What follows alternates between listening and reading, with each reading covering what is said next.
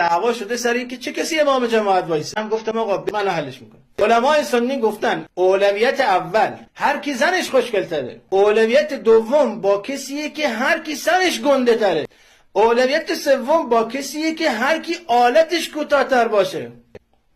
چقدر بزرگه، چقدر دارای فخره و دارای زخامته.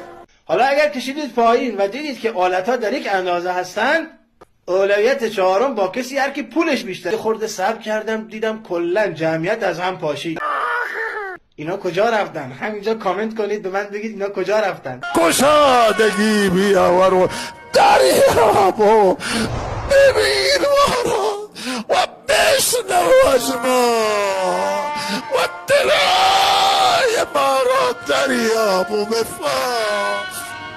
همه تاریخ سرم